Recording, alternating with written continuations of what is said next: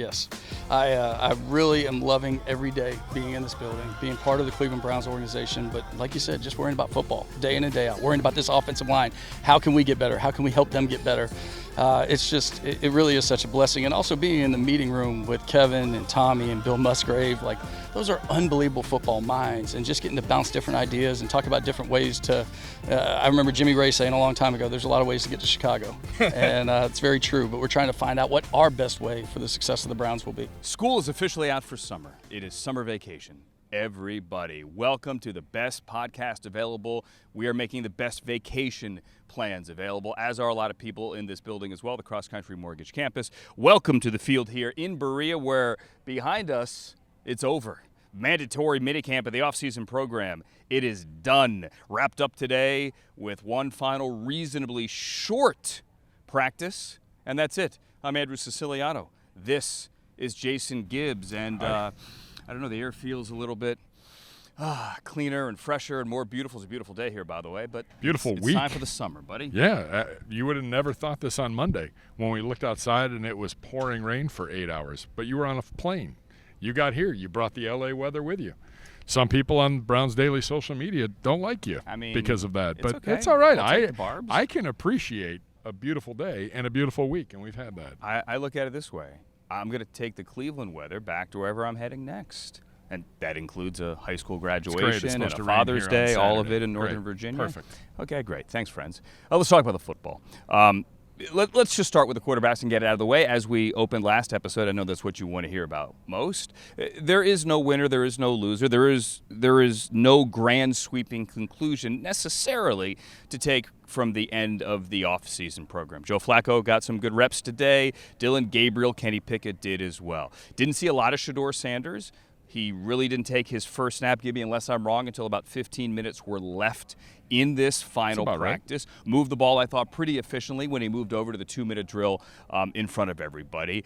He's made some really good throws. Dillon Gabriel has also made some good throws. Maybe didn't see it today in red zone, did see it yesterday when he was doing a 2-minute drive, hit some good crossers, hit the tight ends a couple of times, stood tall in the pocket, and delivered the football. But if you are listening and looking for a winner, there is no winner. That is going to be determined in July. But that doesn't mean this coaching staff wasn't taking notes. 100%. This was to determine these last 3 days and the body of work over the last month and a half. This is determining, they're never going to say depth chart, but this is going to determine day one on training camp out here at the Cross Country Mortgage Campus, who's with the first team and who's going to get the bulk or the lion's share of reps, who's with the second team, who gets not as many, the third team and the fourth team. Everything that you've been doing here this offseason, especially these last 3 days, is determining that depth chart, that unofficial depth chart for training camp.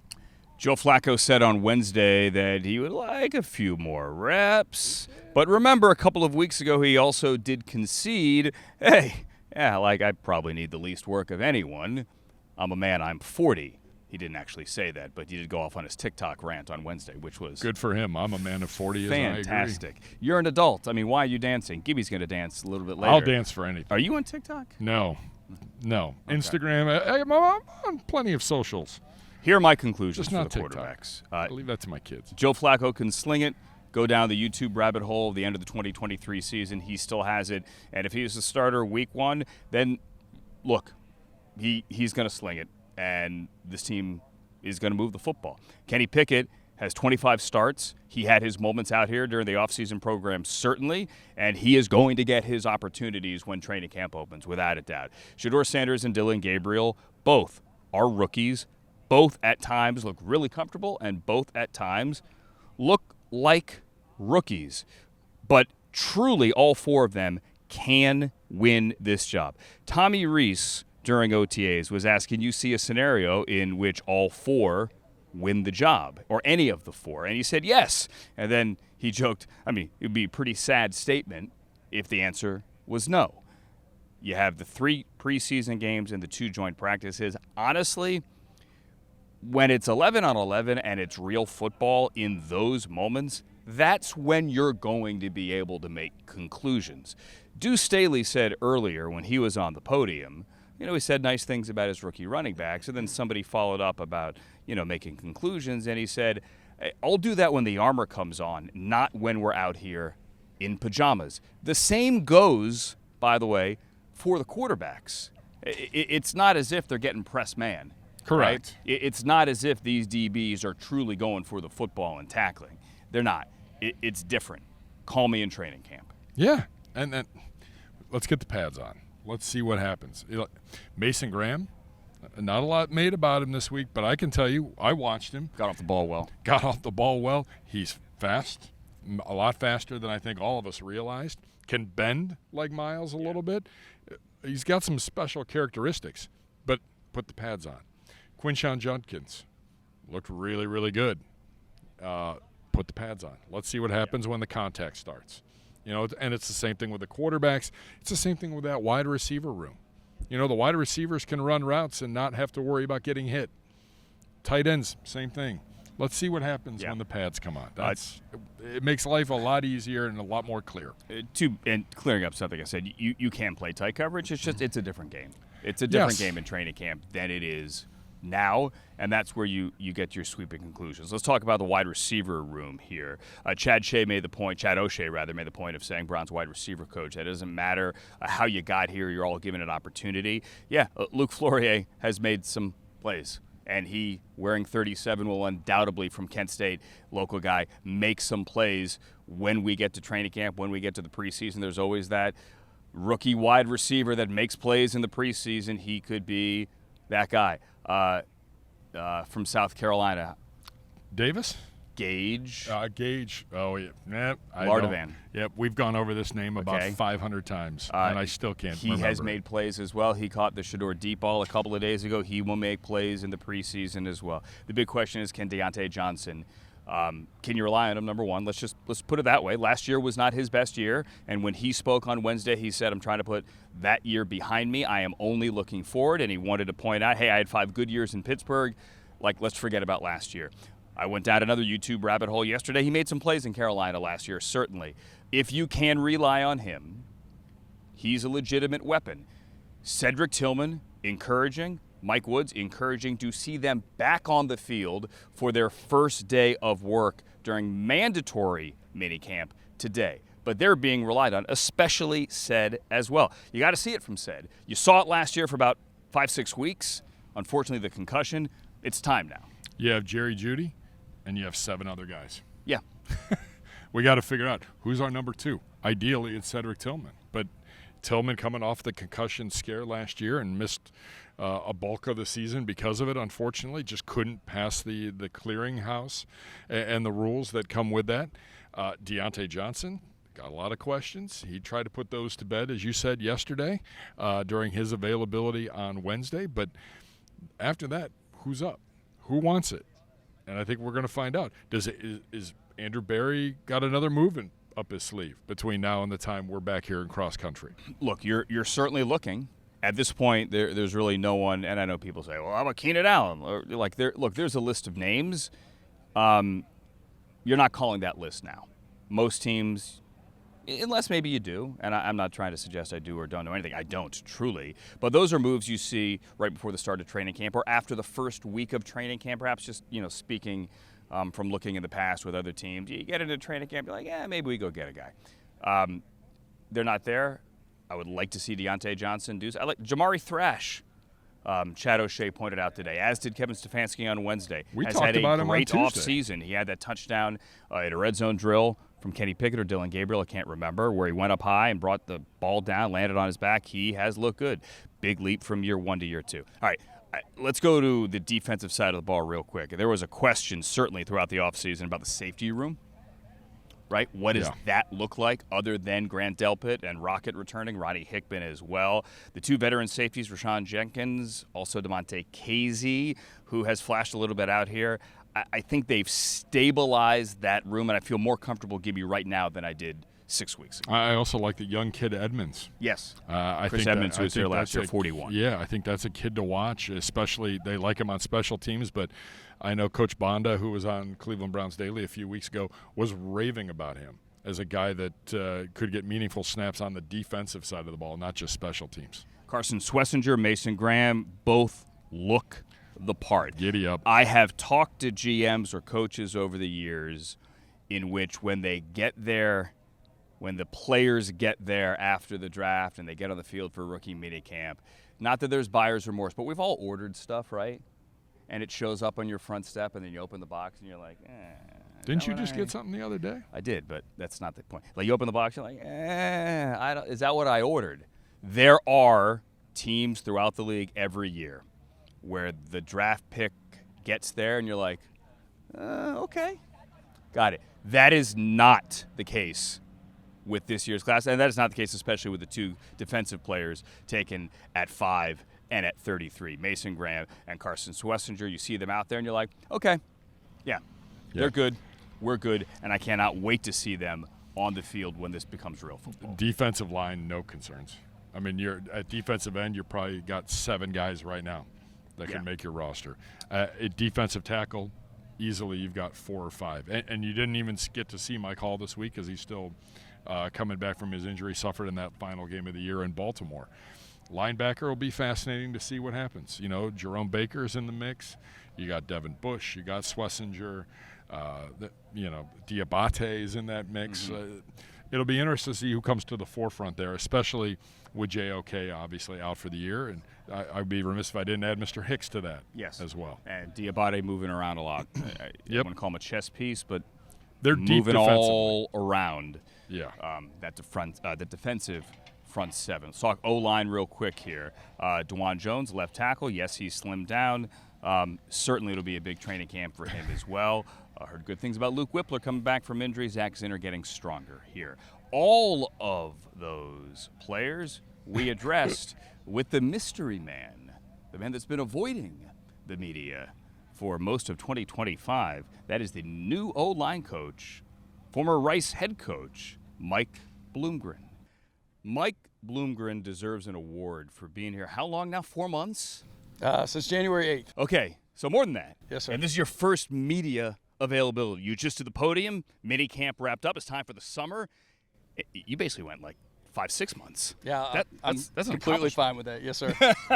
How much fun are you having now? And listen, I don't want to. It's not about going back to Rice. It's just about overall the fact that you're not a head coach and you don't have to kiss babies anymore and you don't have to fundraise anymore and you aren't recruiting 12 months out of the year anymore and you can just coach ball. Yes. I really am loving every day being in this building, being part of the Cleveland Browns organization. But like you said, just worrying about football day in and day out, worrying about this offensive line.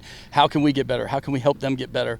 It really is such a blessing. And also being in the meeting room with Kevin and Tommy and Bill Musgrave, like those are unbelievable football minds, and just getting to bounce different ideas and talk about different ways to I remember Jimmy Ray saying a long time ago, there's a lot of ways to get to Chicago. And it's very true. But we're trying to find out what our best way for the success of the Browns will be. Talking to Jack Conklin, talking to Joe Batonio, they both talk about the toughness coming back to the room. Clearly, how do you do that, though, in a mandatory minicamp when it's football in shorts? As Deuce just said, football in pajamas? Yeah, I think Deuce is right. Football in pajamas is a good term. But what I would tell you is that, like, there's still things we can do in individual. While it's hard to do in a team format, we can do a lot of tough things. And we get in phase 3, we get to push sleds. In minicamp, we get to push sleds. Like, that's a lot of fun. And we did a drill today where we talk about max Q, which is a NASA term where an aircraft taking off takes the maximum pressure and overcomes it. And that's really what happens for every offensive lineman on every drive block. And so we've got to continue to work that and make them understand the strain that it takes to, through, and beyond that block. Okay, explain that. Explain how max Q. Max Q. Okay, explain how that applies because to again, third down, let's say. Well, to third down, maybe not as much. But as we're talking about, anytime we're in a one-on-one drive block situation where we're going to have the stalemate and we've got to overcome it for the Browns to win. Fair. Okay. You want to get back to running the football. We do. You are coming back to a town. There aren't many towns that go, yes, we're going to get back to running the football. Yes, sir. Was that when you spoke to Kevin initially, day one? I had to assume that was part of the conversation. 100%. That probably gets you right here, right? Yeah, it means a lot to me in this game. Smiling. I think that's a big part of offensive football. I really do. And being able to impose your will and run it when they know you're going to run it. Like, those are big things. And again, National Football League, we know we're going to have to protect the passer. And we sign up for that, and we want to do that as well. But running the football, yeah, there's a special place in every offensive lineman and every offensive line coach's heart for that. What's the most consecutive plays you ran the ball at Stanford? We ran it the whole second half in some games, so probably 30 to 35. 30 to 35 times. You had 300-yard games. You had 400-yard games. You had 3,000-yard seasons. Yes, sir. That's what you would love to see here. Yeah, I'd love to do whatever it takes for the Browns to win every game, and whatever Tommy and Kevin see is the best way. But yes, in my heart of hearts, I'm going to take a lot of pride every time we call a run. All right, let's go back to Joel Bitonio. I know it was brought up on the podium here. You saw it at the golf tournament last week. He called you it wasn't jerk. I'm going to change it to jerk. It started with a D. Yes, it did. Is that a term of endearment? I took it as one. It's Okay. Again, most comfortable I've ever been called with being called that statement in my life, Okay. and it's not the first time. But you need to be that, don't you? I felt like this room needs to hear that and feel that. What I really believe is you have to be genuine as a football coach. I think these guys have to feel how much I care about this game and their development, and if that comes across in that manner, it's because I'm passionate about it and I love this game. Jack said he didn't think Joel was really going to retire, but Joel said that you're a huge reason he decided to come back. Take me to that dinner where you guys sat down. What was your pitch? Yeah, I mean, we go and we break bread. It was a really easy and comfortable conversation because we're talking about our families. Then we're talking about how we see this game right on down the line to talking about our goals, his and mine, for this unit, for the future. And then talking about his legacy of this team. And I basically told him, like, I really want to be a part of this. I want to learn from you, and I want to help you go out the way you want. And if you can play 4 more years, let's play 4 more years. Like, whatever this looks like you doing at a high level that you want to do, let's go do it. And so, again, I think when you have the mutual point of loving this game, and, you know, he obviously cares a lot about the Browns, we just had that mutual ground to start from, and it was an easy conversation. I want to run down some guys real quick. Thoughts on DeJuan Jones? DeJuan came to everything this offseason, did everything he was asked to do in the offseason program. He has lost weight, and he attacked his rehab. So, again, those are really good steps. I just said it over there, but, you know, not a finished product, and none of us are. So we've got a lot of work to do this summer in training camp to be ready for game 1. I know Joe Thomas used to joke that, like, switching to the other side is like wiping your rear with your other hand, and DeJuan said that his right-handed punch, he's so much more comfortable than his left-handed punch. But you also said there on the podium that you don't think there's that big of a difference. So how do you coach him through those finer points to make him feel more comfortable? Yeah, I would say that from a skill set standpoint, there's not many differences. From the ability you need to play both proficiently and at a high level, they're not very different. The time on task and the reps certainly need to come at left tackle. So every rep he gets, every set he gets has so much value to get him comfortable with that side. Zach Sinner last year coming back from a leg injury. I know it's your first time with him, so last year, rearview mirror for him. But what do you need to see from him as he develops and hopefully makes that jump year 1 to year 2? Yeah, I think, number one, coming in with a fresh look at it, a fresh lens, if you will, and looking at Zach, exactly what you mentioned. His last game of his college career, he breaks his leg. Then he has 0 offseason. And then game 3 of his rookie season, go get him, Tiger. Go block Dexter Lawrence for a whole game. And, you know, that's a hard deal to make an assessment on. What I've seen from Zach this offseason is improvement. I've seen him getting stronger in the weight room, and I've seen him getting better on the field and working at his fundamentals. So I appreciate Zach. I can't wait. He's one of many things I can't wait to see in training camp. Speaking of guys coming off injuries, Luke Whippler, what do you see, and can he realistically push Ethan Posick? Coach Whippler is doing a heck of a job. Yeah, he is really doing a great job in our room. He and Poe are unbelievable with their attention to detail and how they want to drive this ship for our football team. And I really have great confidence no matter which one's in there right now. Let's talk about the quarterbacks. From this perspective, how does a 4-person quarterback competition affect, if at all, your room? I don't know if it does. I mean, there's a couple things cadence-wise where one guy may sound a little bit different, but our coaches are doing such a good job getting them unified.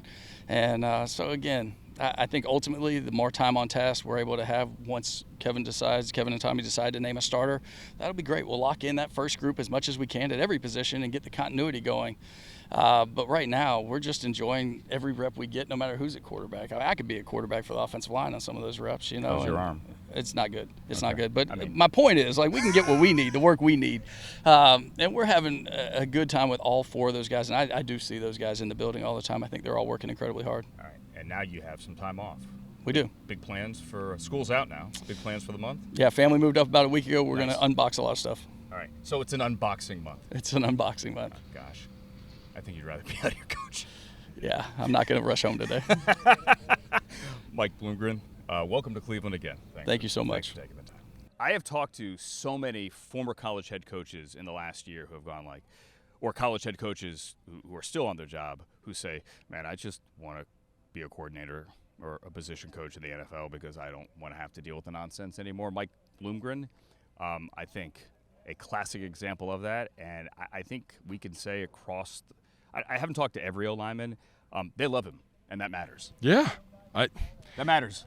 We had Kevin Hogan on right after, we hired him. Kevin Hogan was his quarterback at Stanford, when Bloomgren was Browns legend Kevin Hogan. Yeah. I love Kevin Hogan. Kevin Hogan loves Mike Bloomgren. He couldn't say enough positive things about Mike Bloomgren, and that seems to be the case with everybody. He's a Bill Callahan disciple. We like that. I think you've heard the offensive linemen this week, whether it was Jack Conklin right here on this podcast or Joel Batonio at the Browns Foundation golf outing talking about getting back to maybe some of those schemes and some of those rules on the offensive line. He said, Bloomgren did, that maybe they ran the entire second half in a few games. I mean, first thing, I texted somebody when he got hired. First thing I got back was I think they ran power 18 straight plays once at Stanford. I don't know that the Browns are going to do that, but, hey, getting back to the bread and butter and getting back to what this team has had success with under Kevin Stefanski in previous seasons. Getting after the quarterback is also important. This guy, not this guy, but the guy that's about to be magically transformed, is standing next to me in Gibby's spot, wants to get after the quarterback a little more this year as well. Isaiah McGuire, I've had a couple of people tell me that, I don't know if there's an award for the hardest worker in the off season, but that you've been the Berea warrior, that no one's been in the building as much as you. You've been here the whole time. 10 minutes after practice, 20 minutes after practice, you're still out there.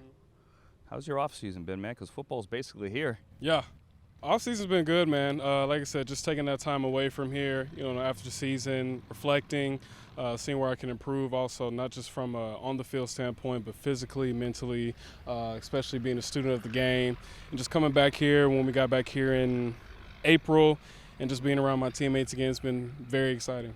You look surprised when I said that people have said that you're working your tail off. Well, when you do stuff, you don't necessarily do it for, people to notice. It's just more so if you do it for results. And also you can bring along others, if you're able to, but it's mainly just to put in the work. So what are the results you are looking for? Because everyone says, hey, biggest leap between year 1 and year 2. You made that leap last year. So now year 2 to year 3, you are looking for what? Breakout. Truthfully, looking for a breakout, looking for elevating myself, ascending, Lord willing, to go out and be the player that I know I can be and that I'm capable of. That means more sacks, right? Absolutely. More sacks, TFLs, turnovers, also just being a better teammate also. I don't mean to say this like flippantly, but are sacks overrated? Because, pressures matter, right? Getting near the quarterback matters. Obviously, taking the quarterback down matters. Yeah. Clearly. Yeah. But I would say that pressures matter just as much as sacks. Am I wrong? Or they should be considered more in the math. How about that? I think they go hand in hand. I think once you apply pressure, throws off a quarterback's timing, throws off the offensive, whatever timing. However, a sack equals negative yardage, which is a guarantee. TFL. TFL should be in all this math. TFL is very important too, but obviously everyone sees the sack and celebration. What does it mean to you that your grades and clearly your performance, forget what PFF thinks, and they had you as a top 5 guy against the run, but that you were able to, and maybe not without all the fanfare, to put that kind of season together last year? It was very important. As everyone knows, last season was very long. It was very, had a lot of trials. But I think what was very important, not only for us in our room, but as a team, is that we collectively stuck together and also continue to put our best foot forward and continue improving on what we, could control.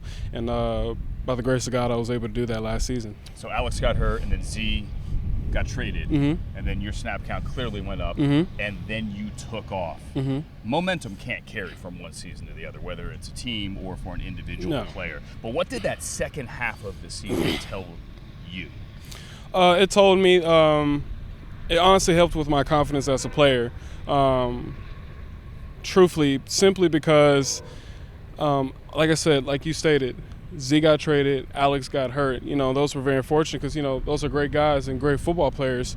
But I knew that I had to seize the opportunity that presented itself. And, with the help such as Coach Jock and the other vets in the room and, my support system, I was just able to hone in, not overthink, and just play more free. Collectively, let's talk about the defense here. And Jim Schwartz talked a lot last week about obviously getting back to what 2023 was, forcing more turnovers. How do you, and a lot of it, offense has to play complementary football. You guys can't be on the field the entire game. But how does the defense get back to the dog mentality that we saw in 23? Honestly, it's just mindset, and I think we've been able to show that this offseason with, most people in attendance, this offseason program, and OTAs, whether it's phase 1, phase 2, and now phase 3. It shows intention in how we compete with each other each and every day, not to put anyone down, but to uplift each other, hold each other accountable. Also, like I said, just look at where we can improve, not only for ourselves as an individual player, but also, like I said, just uplift on one another and tell them, hey, I saw this on this rep, maybe you could do this. It doesn't matter where you are, whether you're a starter, whether you're a rookie coming in, it does not matter. You can always learn something from anybody, and that's what's really important for us. Kenny Pickett just said that he has felt 95's presence the last 2 days. Yeah. That Miles chased him down on a scramble like 20 yards downfield. How has that changed things this week? You said perfect attendance. Obviously, this is like the last test before you're off for a month. Yeah. Like I said, it's good to have him and, as well, a couple others back, for this mandatory minicamp just to see all of us, in one setting. And obviously he's a tremendous player. He's always going to make his presence known, hence is why he's had the success he's had. So it's for him showing the consistency of who he is and us not only looking at that and seeing where we could take that and apply it to our game, but also just collectively rushing together and being one. So bear with me here for a second. Schwartz made the Spider-Man analogy last week. Did you hear that about Miles on the contract? How he's got to have his best year because what does it feel? It's for the exactly. Oh yeah. With great power come great responsibility. Tip of the cap to Justin off camera. All right, and I hear you're a cartoonist a little bit. I do love cartoons. Could you draw Miles as Spider-Man? Could I? If I really sat down and took the time, I probably could. Okay. Yeah. That was a hell of a long setup for me to get to that question. Tell me about, do you draw in the off season? I've drawn a little, not as much as I did growing up, but definitely downtime. Love to just sit down and doodle and sketch and draw. Okay, did you draw anyone on this team? Did I draw? Nah. No, you wouldn't do that. No, I wouldn't do that. Okay. Would you draw like Brownie the Elf? I probably could, yeah. Okay. Would you draw like the dog mascot? Yeah, I could. Okay. What do you draw? Cartoons, man. Like I said, I grew up, a fan of Sonic, Mario, Transformers. Who's your favorite Transformer? Megatron. Really? Not Bumblebee? Not Bumblebee. Okay. I've always been a Megatron person. Got it. Yeah. Transformers and what else? Like I said, Sonic, Mario. Oh, man, what did I used to draw? My Grammy, her favorite, character of all time is Tweety Bird. So I drew Tweety Bird a lot because I love my Grammy. You could do all the I'm just brainstorming. This is you could get an NFL official license. You could do all the mascots. Oh, yeah. Off-season goals. No, I'm saying that could be an off-season Yeah, goal. it could. I'm thinking. Yeah, it could. Okay. What do you got in the last month here before camp? Last month, just a little downtime. Definitely got to make sure I see my family. Look Good. forward to my family reunion. But like I said, main thing is just getting the body ready, getting the mind ready, in all aspects of who I am, ready for this season. One more day, and then back to work, third week of July. Isaiah, Absolutely. Thanks for taking time, man. Enjoy some time off. Yes, See you sir. back at camp. Thank you. God bless. I had really not talked much to Isaiah McGuire other than, hey, what's up in the elevator, right, on the road. I'm glad I finally got a chance to talk to him. That guy's awesome, truly. So I will tell you this. I interviewed him rookie minicamp weekend when our building was here at the Cross Country Mortgage Campus was under renovation. Yeah. We were in off-campus house.